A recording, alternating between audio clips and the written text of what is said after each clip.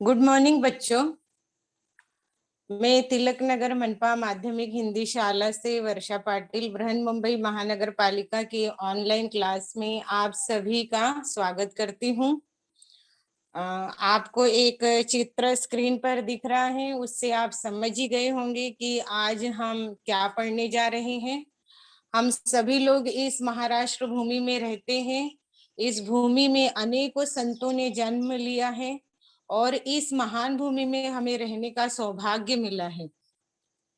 इस महान भूमि में संत ज्ञानेश्वर, संत नामदेव, संत शिरोमणि, संत रामदास, संत तुकाराम आदि हुए हैं। इन्हीं में से एक संत तुकाराम जी का आज हम वर्णन करेंगे। तुकाराम जी का जन्म पुणे जिले के देहू गांव में हुआ। इनके जन्म तिथि के बारे में थोड़ा मतभेद पाया जाता है।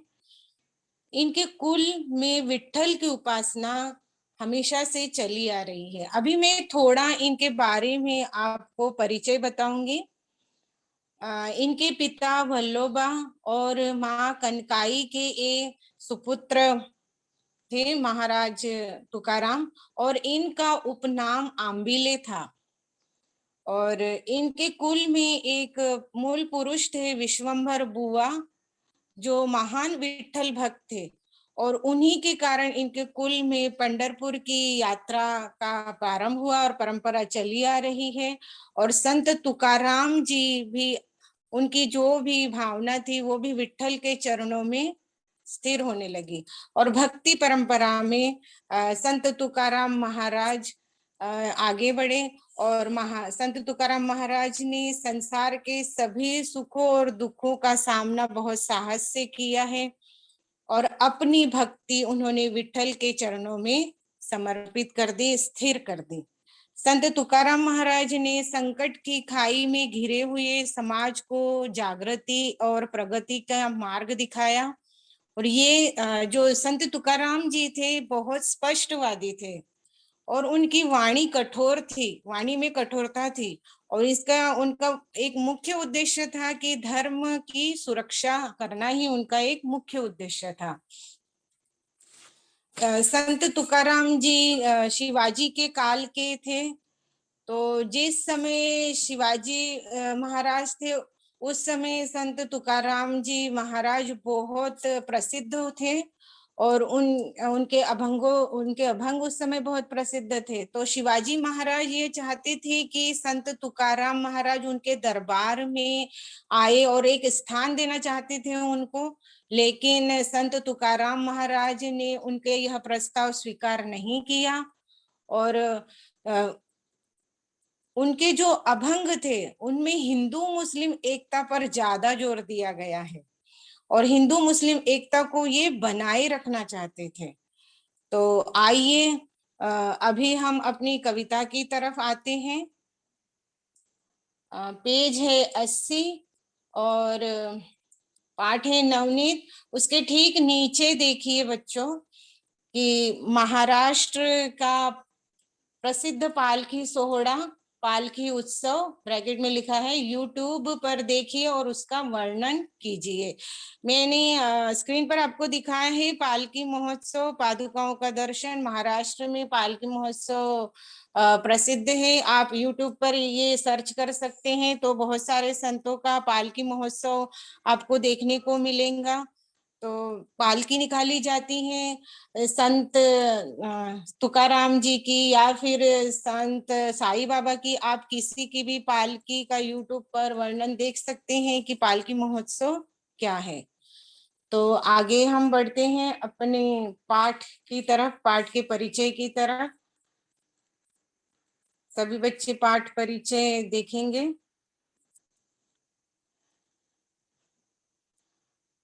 जन्म, खोजकर्ताओं के अनुसार आपका जन्म 1608 के बीच देहू पुणे महाराष्ट्र में हुआ।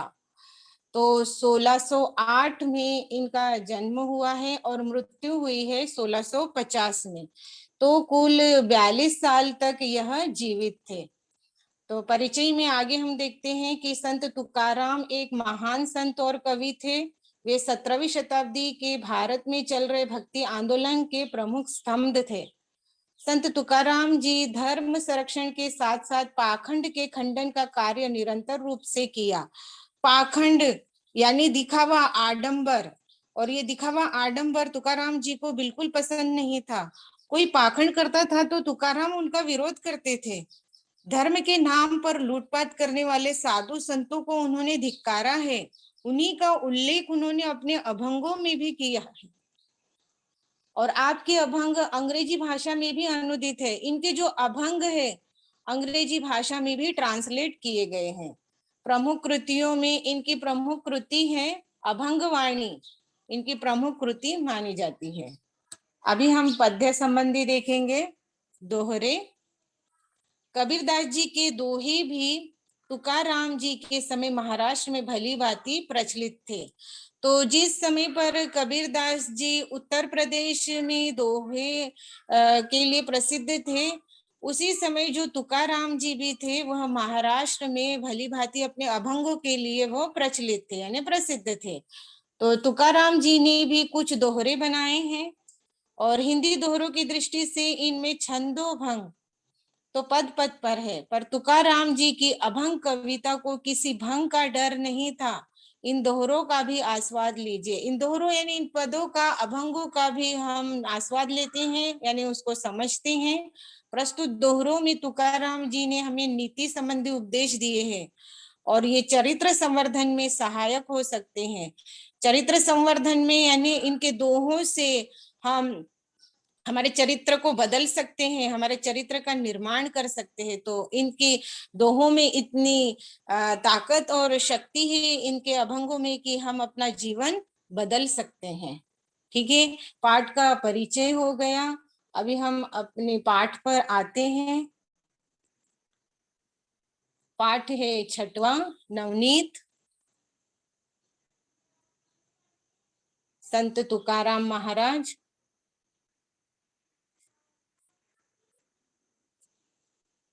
अभी मैं वाचन करने जा रही हूँ, सभी बच्चे ध्यान से सुनेंगे।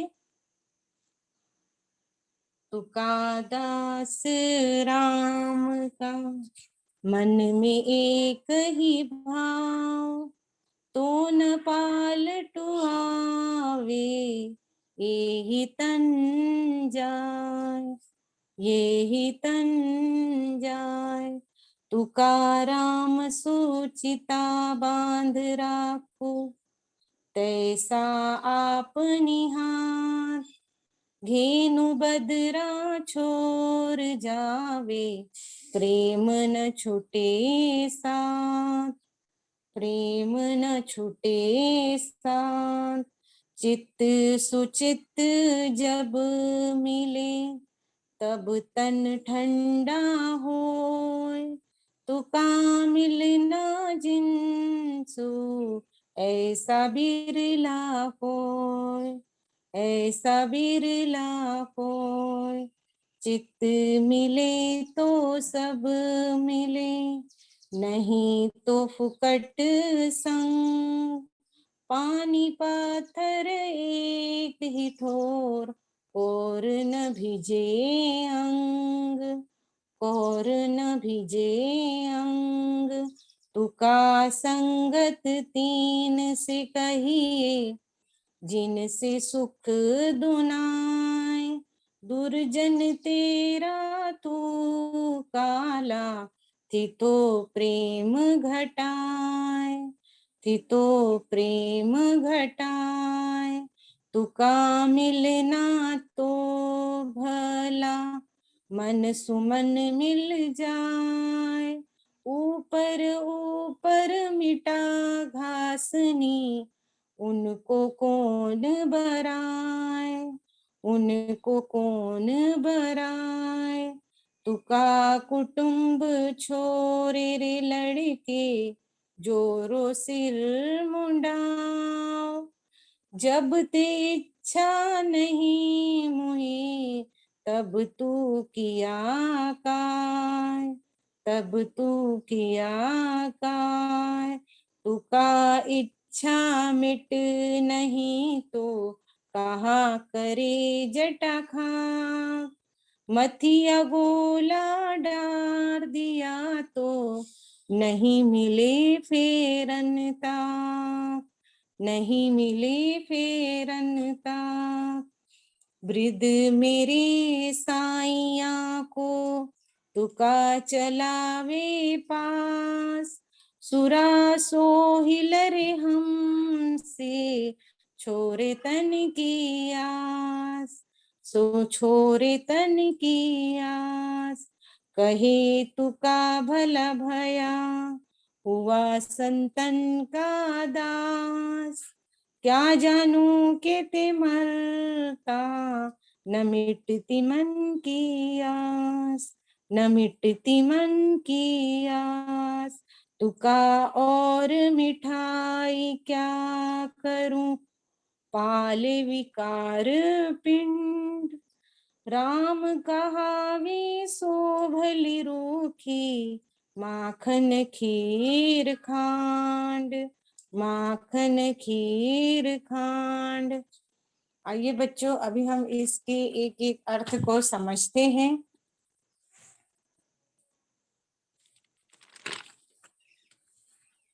तुकादास राम का मन में एक ही भाव, तो न पालटू आवे ये ही तन जाए। तो कठिन शब्दार्थ भी आप लिख सकते हैं, पेन या पेंसिल अपने पास रखे रखिए, और जो कठिन शब्दार्थ आते हैं आप लोग लिख लीजिए। तुकादास राम का मन में एक ही भाव। तुकाराम जी कहते हैं कि मेरे मन में एक ही भाव है, एक ही यानी एक, मेरे मन में एक ही भाव है, जो न पालटू आए, वो कभी परिवर्तित नहीं हो सकता है, यही तन जाए। मेरा शरीर भी मुझे छोड़कर चला जाए तो भी मेरा मन कभी परिवर्तित नहीं हो सकता है। तो इन पंक्तियों में तुकाराम जी कहते हैं कि उनके मन में एक ही भाव है, और यह भाव श्री रामचंद्र जी के लिए है, और उनकी इच्छा है कि जीवन भर रामचंद्र जी के वो दास बने रहे, हमेशा राम के गुणगान करे। तुकादास जी के हृदय में हमेशा राम बसे हुए हैं, भले ही वह कहीं भी जाए राम हमेशा उनके साथ है। मेरा शरीर मुझे छोड़कर जाए, वो खुद के बारे में कहते हैं कि मेरा शरीर मुझे छोड़कर जाए तो भी मेरे मन में राम ही बसे रहेंगे, मैं श्री राम जी का भक्त हूँ, और यह भावना मेरे मन में हमेशा बनी रहेंगी। भले ही यह शरीर छूट जाए पर राम हमेशा मेरे साथ बने रहेंगे। उनके भाव में किसी प्रकार का कभी परिवर्तन कभी नहीं होगा। मेरे राम हमेशा मेरे साथ है, मेरा शरीर छूट जाए फिर भी राम मेरे साथ है, और राम का एकमात्र भाव मेरे मन में है, मैं हमेशा राम का दास बना रहूंगा। भले ये शरीर मेरे छूट जाने के बाद भी, मेरे मृत्यु के बाद भी मेरे मन में हमेशा राम बसे हुए हैं। ठीक है, आगे बढ़ते हैं। तुकाराम सो चिता बांध राखू, जैसा आप निहात घेनु बदरा छोड़ जावे प्रेम न छुटे साथ। तो इन पंक्तियों में तुकाराम जी कहते हैं कि यह मेरे हाथ में है कि मैं राम से अपना मन जोड़ कर रखूं, ये मेरे हाथ में है। तुकाराम सुचिता बांध रखूं यानी ये मेरे हाथ में है कि मैं अपना मन राम से जोड़ कर रखूं। राम सु यानी राम के साथ, और चित्त यानी मन, जैसा आप निहात यानी यह मेरे हाथ में है। घेनु बदरा छोड़ जावे यानी घेनु यानी गाय, बदरा यानी गाय का बछड़ा, छोड़ जावे यानी छोड़ जाना। तो तुकाराम जी कहते हैं कि मैंने मेरे मन को राम से बांध लिया है, और यह मेरे हाथ में है कि मैं राम से अपना मन जोड़कर रखूं। मैं राम से प्रेम करता हूं, चाहूं तो भी मैं राम से दूर नहीं जा सकता। जिस प्रकार गाय का बछड़ा, उन्होंने एक उदाहरण के माध्यम से समझाया है, आप स्क्रीन पर देख सकते हैं, गाय और गाय का बछड़ा है, कि जिस प्रकार गाय का बछड़ा गाय से अलग हो जाए, परंतु गाय और बछड़े का प्रेम कभी कम नहीं होता, वो जैसे का वैसे बना रहता है। उसी प्रकार से एक भक्त का अपने परमेश्वर से रिश्ता कभी कम नहीं होता। भक्त कहीं भी चला जाए परंतु वो ईश्वर से अलग नहीं रह सकता, उसके मन में हमेशा ईश्वर बसे रहते हैं। तो दूसरी इन अभंग में उन्होंने कहा है कि राम से वह अपना मन जोड़ कर रखे हैं, और वह कभी कम नहीं होगा। गाय और बछड़े के माध्यम से उन्होंने इस उदाहरण को दर्शाया है कि जैसा गाय है और गाय का बछड़ा है, अगर वो दोनों अलग भी हो जाए लेकिन उनका प्रेम कभी कम नहीं होगा। इन उदाहरण के माध्यम से उन्होंने ये समझाया है। हम आगे बढ़ते हैं।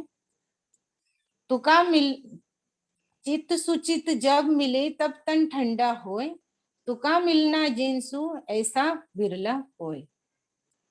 सुचित यानी सज्जन, सज्जन व्यक्ति, और तन यानी शरीर,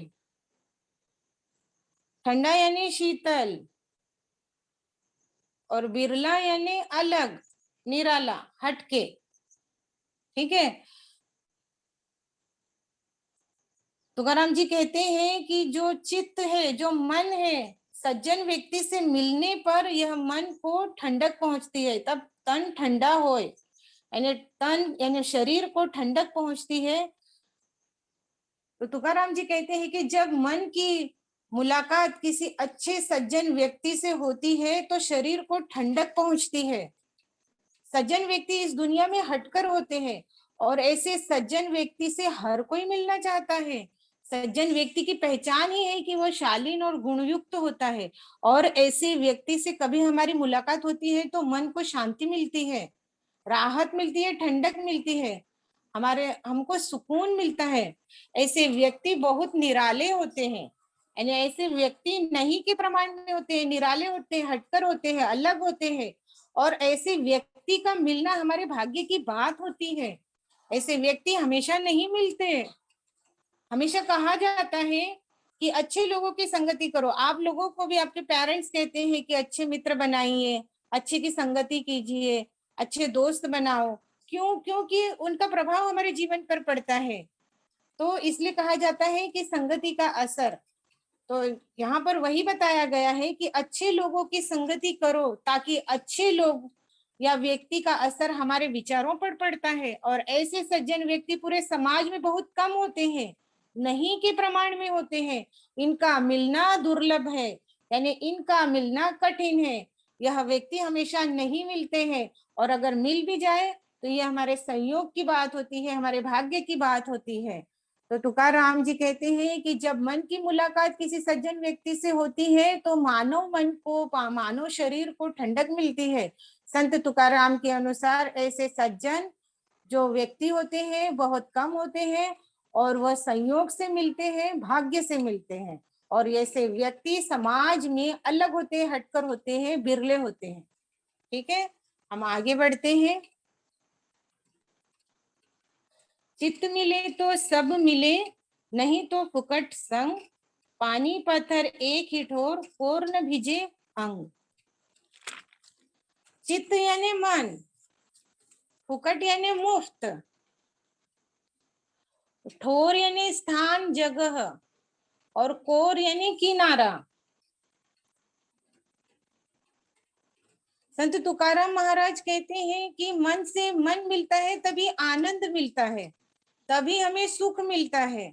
जब हमारा मन किसी और के मन से मिलता है तो विचारों का मिलना भी समान होता है, हमारा सोचना और सामने वाले का सोचना भी एक जैसा होता है। तब हमारे हृदय को बहुत सुकून, आनंद मिलता है कि बिल्कुल हमारे विचारों जैसा ही यह व्यक्ति है, और तब आनंद और खुशी प्राप्त होती है, सुख मिलता है। अगर इसके विपरीत हम देखें कि किसी के साथ हमारे विचार नहीं मिलते, विचारों में विरोध होता है, मनमुटाव होता है, निराशा होती है, तो इसका कोई अर्थ ही नहीं है कि ऐसे व्यक्ति के साथ हमें रहने का, यानी साथ में रहना बेकार है, व्यर्थ है। और उन्होंने एक उदाहरण के माध्यम से भी समझाया है कि पानी और पत्थर साथ साथ रहते हैं, परंतु पत्थर का एक कोना भी पानी से पूरी तरह भीग नहीं पाता, यानी पानी में रहने से भी पत्थर जैसे के वैसे ही रहता है, उसमें कोई चेंज नहीं होता, उसमें कोई परिवर्तन नहीं होता, कोई फर्क नहीं पड़ता। तो सामान्य तौर पर हम यह कर सकते हैं कि हमारे जो मित्र है या दोस्त है, अच्छा समय जब हमारा चल रहा है तो हमारे साथ रहते हैं, और जब बुरा समय आता है तो हमें छोड़ देते हैं। तो ऐसे व्यक्ति या ऐसे मित्र को छोड़ देना ही ठीक है, ऐसे मित्र के साथ रहना व्यर्थ है, बेकार है। तो संत तुकाराम जी कहते हैं कि हृदय से हृदय मिलता है तभी सच्चा आनंद प्राप्त होता है, नहीं तो सब व्यर्थ है, सब बेकार है, सब फुकट है। जैसे एक पत्थर और पानी के माध्यम से भी उन्होंने बताया है कि पत्थर और पानी मिलकर रहते हैं, लेकिन पत्थर का एक कोना भी पानी से भीग नहीं पाता। ठीक है, हम आगे बढ़ते हैं। अभी तुका संगत तीन से कहिए, जिनसे सुख दुनाए, दुर्जन तेरा तू काला, थितो प्रेम घटाए। तीन से यानी उनसे, दुनाई यानी दूना हो जाए, यानी दुगना हो जाए। दुर्जन यानी दुष्ट, दुष्ट यानी बुरा व्यक्ति। स्थितो यानी स्थित, उपस्थित।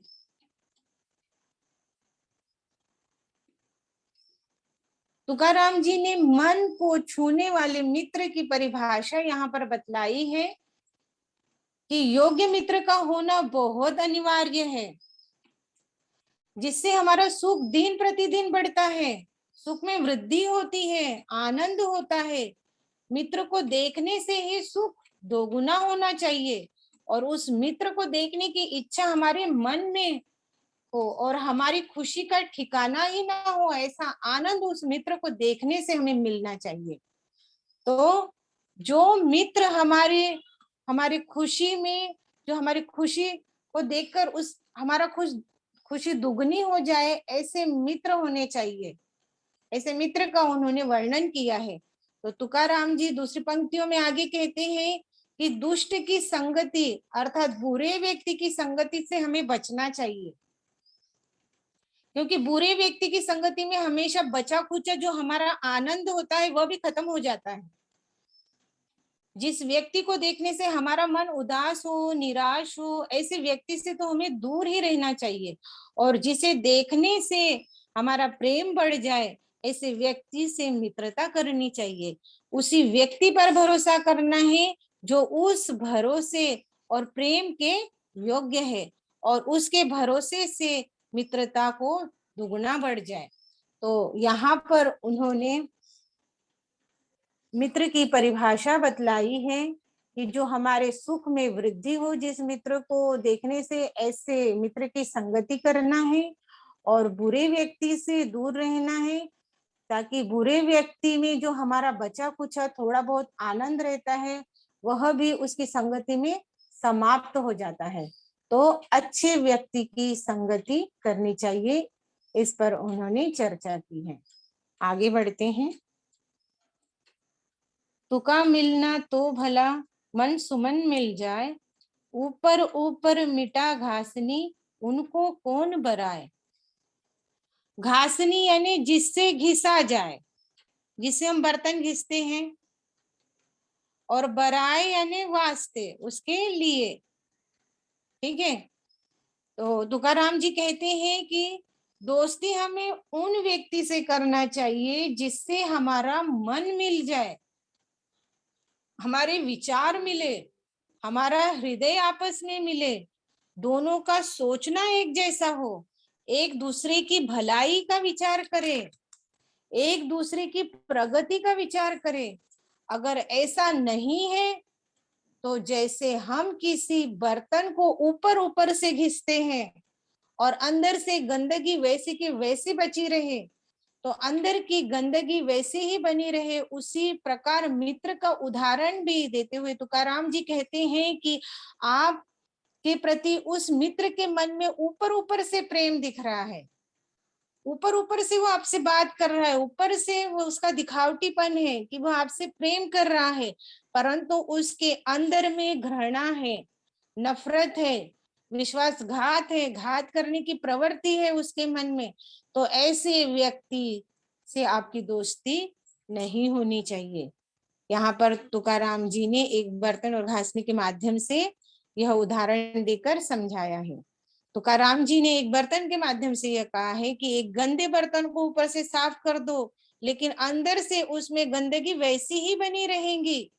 उसी तरह से जिस व्यक्ति से हमारे विचार नहीं मिलते, हमसे सिर्फ ऊपरी दिखावट करता है कि हमसे बहुत अच्छा बर्ताव करता है, हमारा अच्छा दोस्त है, ऐसे व्यक्ति से दूर रहना ही उचित है।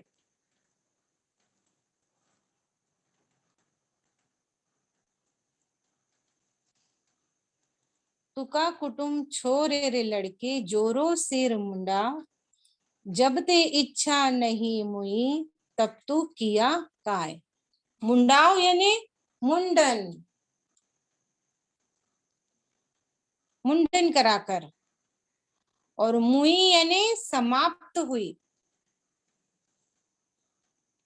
तुकाराम जी कहते हैं कि लोग अपना घर परिवार संसार सब छोड़ देते हैं, सर का मुंडन करते हैं, संतों से अपना रिश्ता बनाते हैं, लेकिन ऐसे व्यक्ति साधु नहीं होते हैं। उनकी मन की जो इच्छाएं होती है वो जैसी कि वैसी ही होती है। ऐसे व्यक्ति पाखंडी होते हैं, विश्वासघाती होते हैं, लालची और धूर्त होते हैं।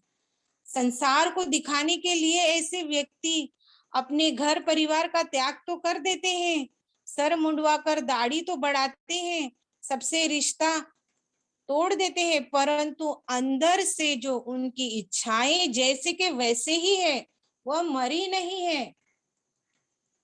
तो कोई अर्थ ही नहीं है कि यह सब करने से हमें अपनी इच्छाओं पर जब तक नियंत्रण नहीं कर सकते, तब तक हम साधु बनकर पाखंड फैलाने से कोई फायदा नहीं है। तो यहाँ पर तुकाराम जी कहते हैं कि सिर मुंडाकर संतों से नाता जोड़ लेने में कोई अर्थ नहीं है, जब तक हम अपने शरीर में, हमारे मन में स्थित जो इच्छाओं पर हम नियंत्रण नहीं कर लेते, तो इसका कोई फायदा नहीं है। तो इन पंक्तियों में उन्होंने बताया है कि हम अपनी इच्छाओं पर नियंत्रण कर लेना ही बेहतर है, तभी हम साधु बन सकते हैं। तुका इच्छा मिट नहीं तो कहा करे जटखा, मथिया गोला डार दिया तो नहीं मिले फेरन ताक। जटा यानी केश, लंबे केश, और खाक यानी राख। प्रस्तुत पंक्तियों में तुकाराम जी कहते हैं कि जब तक व्यक्ति अपनी मन की इच्छाओं को मारता नहीं है, जितनी भी इच्छाएं उसके मन में है उसको वो मारता नहीं है, तब तक वह साधु नहीं बन सकता।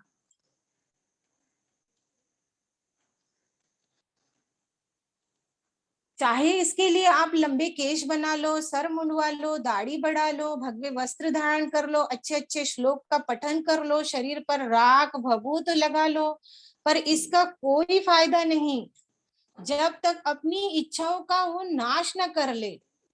ठीक उसी प्रकार मथानी, आप स्क्रीन पर देख सकते हैं बच्चों, मथानी सब जानते हैं, सब परिचित है, हमारे रसोई घर में होती है। तो एक मथानी के माध्यम से उन्होंने उदाहरण दिया है कि उसके आगे का गोलाकार भाग हम निकाल ले, मथानी के आगे का जो गोलाकार भाग है हम उसको निकाल ले, और फिर उस डंडे से अगर हम दही को मथे तो उससे ना तो हमको छाछ मिलेगा और ना ही हमको मक्खन मिलेगा। ठीक है, ठीक उसी प्रकार से साधु का पूर्ण रूप धारण कर लिया परंतु इच्छाओं का त्याग नहीं किया तो तुम्हारा साधु बनना कोई फायदा ही नहीं है, जब तक दिखावा ही है, यानी ये सब दिखावा ही है। ठीक उसी प्रकार मथनी का उन्होंने उदाहरण दिया है कि उसके गोलाकार को अगर हम हटा दें और डंडे से ही दही मथेंगे तो ना उससे हमको छाछ मिलेगा ना मक्खन मिलेगा। तो वो इसी माध्यम से कह रहे हैं कि शरीर से इच्छाएं जब तक खत्म नहीं होती तब तक ईश्वर का हमको साक्षात्कार नहीं होता, ईश्वर से हमारी मुलाकात नहीं होती।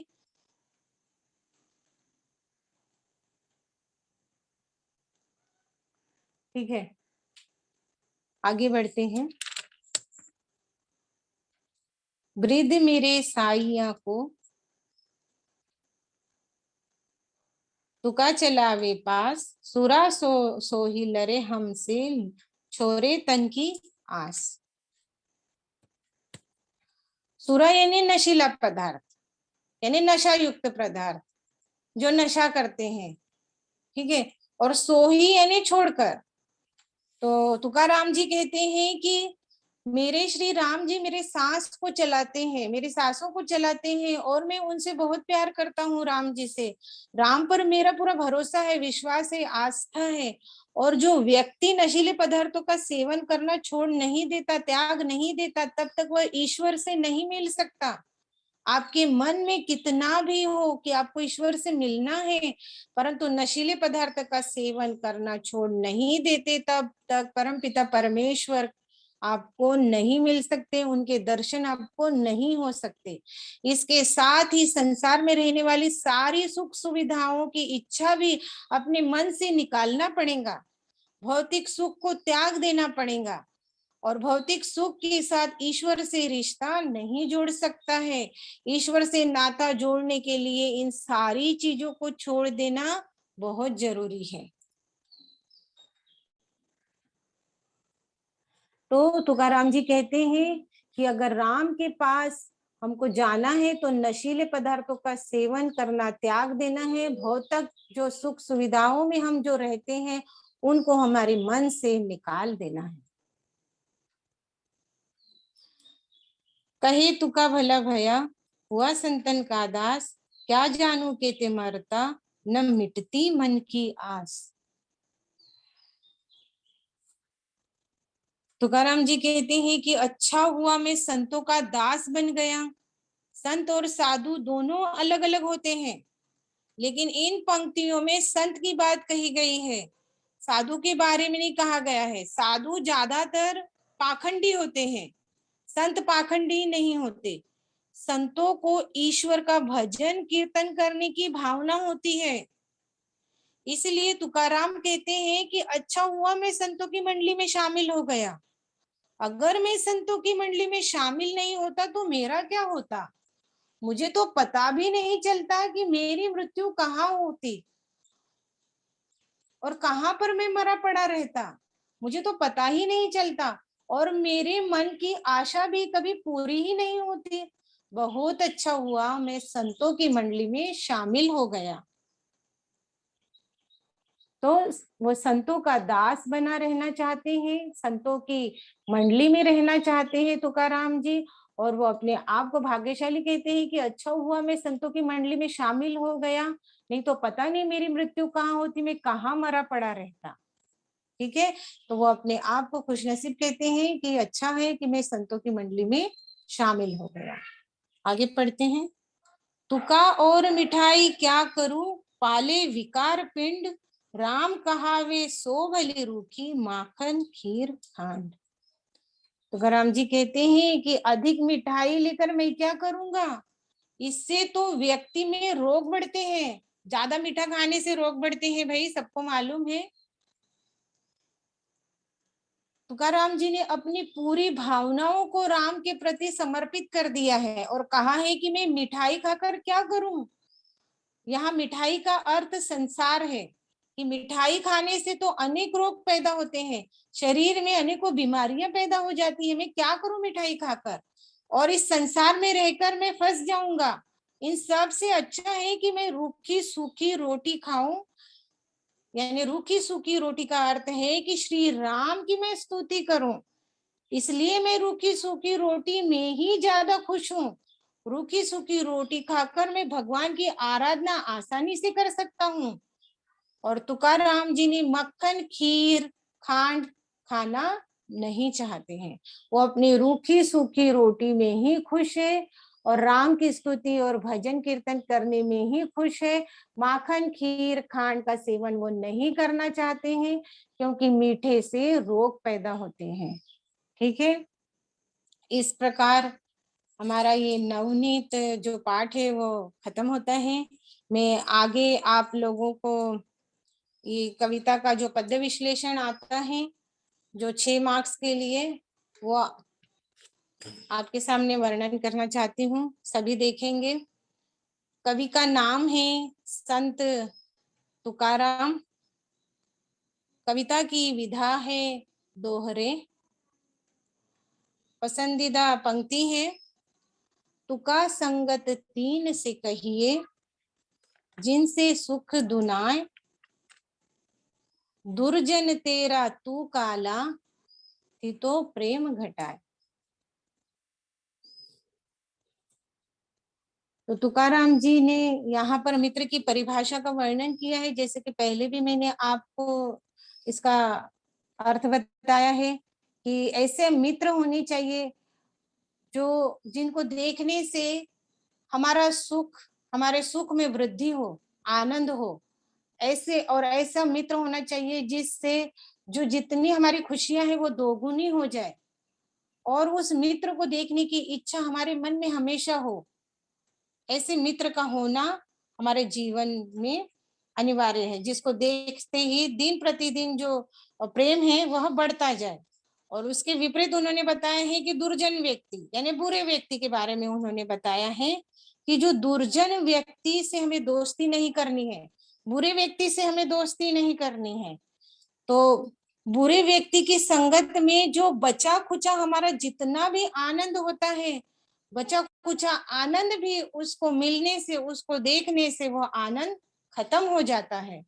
तो बचा कुचा आनंद भी बुरे व्यक्ति के मिलने से खत्म होता है। तो ऐसे व्यक्ति से हमें दूर रहना है, उसकी दोस्ती नहीं करना है, क्योंकि ऐसे व्यक्ति के संगत से हमारा प्रेम घटता है। तो इस प्रकार उन्होंने अच्छे मित्र की संगति के बारे में बताया है और बुरे व्यक्ति की संगति नहीं करने के बारे में यहाँ पर वर्णन किया है। तो इस पूरी कविता से हमें यह संदेश प्राप्त होता है, कविता से प्राप्त संदेश है कि तुकाराम जी ने इस पूरी कविता में हमें बताया है कि लोगों को, जो भी लोग हैं उनको बुरे व्यक्ति से दूर रहना है, दुर्जनों से यानी बुरे व्यक्ति से दूर रहना है, और संतों से जुड़ने की सलाह दी गई है। संतों से यानी संत जो हमारे चरित्र का निर्माण करते हैं, और उनके उपदेश पर चलने से ही व्यक्ति चरित्रवान बन सकता है। यानी जो उनके उपदेश होते हैं, उनके अभंग होते हैं, उन पर अगर हम उनका पालन करें, उन पर चले, उनके नियमों का पालन करें, तो हमारा जीवन बदल सकता है। तो ऐसे संतों से जुड़ने की सलाह उन्होंने दी है, जिससे चरित्र का निर्माण हो और हमारा जीवन बदल सके। यह हमारे कविता का संदेश है। आगे जो कविता से निम्न शब्दों के अर्थ वाले शब्द हैं, वो मैं आप लोगों से पूछना चाहूंगी कि इसके पर्यायवाची शब्द आप मुझे बताइए। एक है शरीर, दूसरा है कौन, तीसरा है निराला, और चौथा है लंबे बाल। तो इसका मैंने आपको शुरू में ही कहा था कि आप जो कठिन शब्द है लिख कर रखिए। अगर इसके जो शब्दार्थ आपको आते हैं तो मैं आपको पूछना चाहूंगी। सर मेरा पाठ खत्म हो गया है। Hello hello. जी मिस। हाँ सर, मुझे बच्चों को ये थोड़ा 4 शब्दार्थ पूछना है। तो ठीक है, जिनको आंसर दे रहे हैं बच्चों रेज हैंड कर देना। पूछ लीजिए मिस। हाँ, शरीर का अर्थ क्या है बच्चों? शरीर, शरीर का पर्यायवाची शब्द क्या है जो यहाँ पर आया है हमारे नवनीत पाठ में? कौन बताएगा?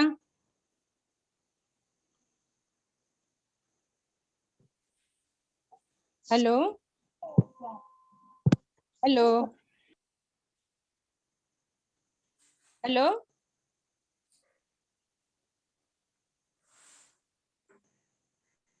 हाँ बच्चों, मेरी आवाज आ रही है आपको? टीचर अंग। हेलो। हाँ बच्चों, हेलो। हेलो। जो आपको अर्थ आ रहा है आप बता सकते हैं 4 में से, अगर जो कुछ भी आपको आ रहा है आप बताइए। लंबे बाल का क्या अर्थ है, उसका पर्यायवाची क्या है? हेलो। अंग। अंग अंग।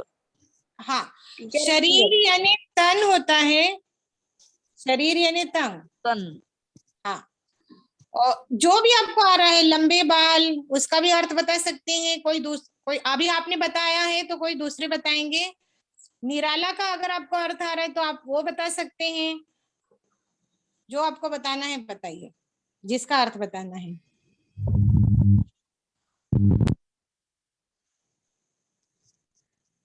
हेलो। Yes teacher. हाँ बेटा। लंबी बाल पर एक साल से मैम जटा होगा जटा। हाँ, गुड, वेरी गुड बच्चों। Teacher hello. हाँ, निराला का कौन बताएगा? निराला मैंने बताया है जब मैं आपको बोल रही थी। हाँ, और कौन का कौन बताएगा? मैम कौन निराला या का क्या था मैम? अलग? अलग। Okay ma'am. हाँ, और कौन का क्या है?